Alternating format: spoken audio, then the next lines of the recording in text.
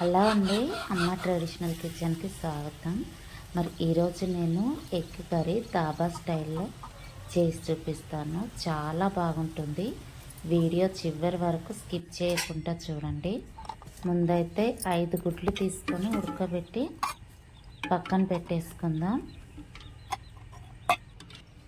ఈ గుడ్లు మనకు ఉడికేలోపు 3 టమాటాలు, 2 ఉల్లిపాయలు, కరివేపాకు, కొత్తిమీర, పచ్చిమిర్చి తీసుకొని వీటన్నిటిని కట్ చేసుకుందాం. ఉల్లిపాయలు మాత్రం సన్నగా కట్ చేసి పెట్టేసుకోవాలి.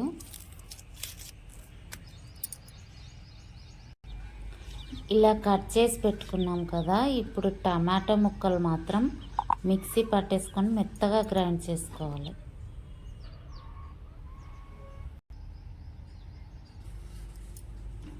ఈలోపు మన గుడ్లు కూడా ఉడికిపోయాయి కాబట్టి వాటి పొట్టు తీసి సగానికి కట్ చేసి పెట్టేసుకుందాం. ఇక గిన్నె పెట్టేసుకొని కర్రీ స్టార్ట్ చేసుకుందాం. ముందుగా కొంచెం నూనె వేసుకుందాం. ఒక బగారా ఆకు, 2 యాలకులు, ఒక మరాఠీ మొగ్గ, 4 లవంగాలు, దాల్చిన చెక్క, షాయి జీరా ఇవన్నీ నూనెలో వేసేసుకొని వేయించేసుకుందాం.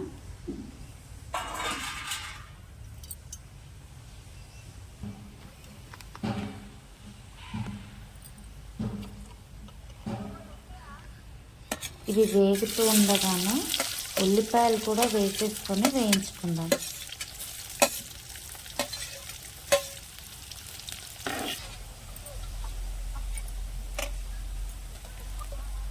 కట్ చేసి పెట్టుకున్న 4 పచ్చిమిర్చి, 2 కరివేపాకు రెమ్మలు కూడా వేసేసుకొని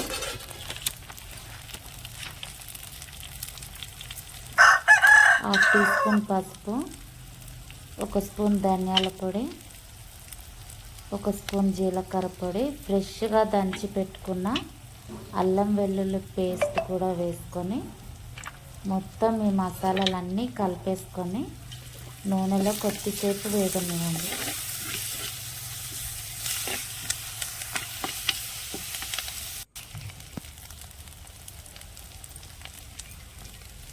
ముందు మనం మిక్సీ పట్టి పెట్టుకున్నాం కదా టమాటాలు మిశ్రమాన్ని వేసేసుకుందాం.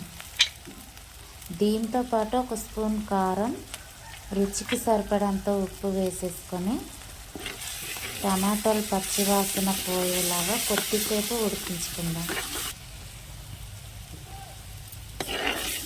ఈ కర్రీ మొత్తం ఈ విధంగా దగ్గర పడిపోతుంది. ఇలా దగ్గర పడిన కర్రీలో 1 కప్పు చిలికి పెట్టుకున్న గడ్డ పెరుగు ఈ కర్రీలో కలిపేసుకుందాం. దీనివల్ల ఈ కర్రీకి మంచి గ్రేవీ లాగా తయారైపోతుంది. కొద్దిగంత గరం మసాలా వేసేసుకొని కొన్ని నీళ్లు పోసుకుందాం.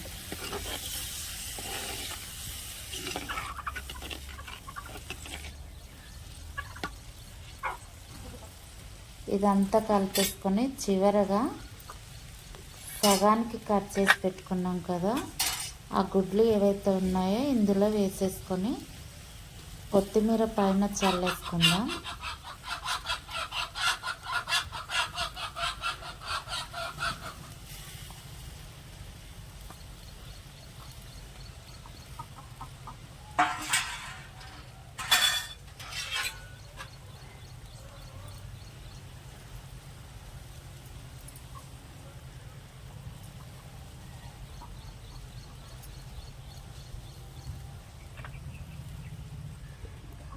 ఇప్పుడు దీనిపైన మూత పెట్టేసుకొని ఒక్క 10 నిమిషాలు అలా వదిలేయండి.